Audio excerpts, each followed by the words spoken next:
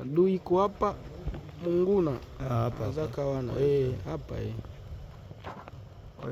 Bon, asante sana Observance, tunakupatia kauli utuambie gisi mulijidemene juzi juu ya kurepuse enemi na gisi unapanga tena kuendelesha operation. Asante. Okay, merci, nashukuru Parole kunipa neno. Nashukuru kwanza gisi mnatufikia kututazama hapa batoto yenu wa MRPDP.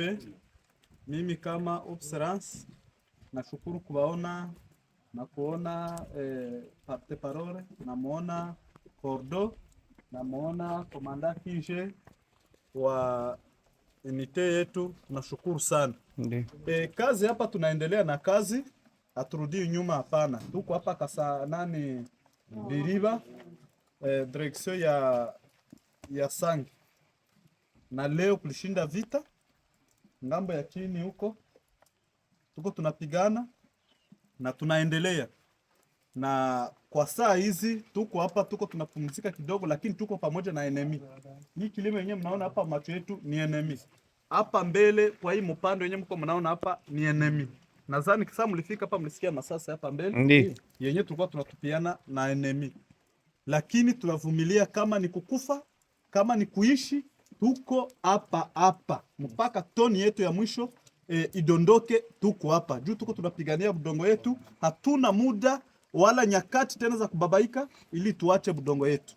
Kwa hiyo nashukuru sana kumwelekezo wenu wa kuya tufariji na kutusaidia na kutupatia nguvu ili tuendeleshe kazi. Mungu na mweye awabariki. Lakini watoto bote viko salama, hatuyapata ajali yoyote.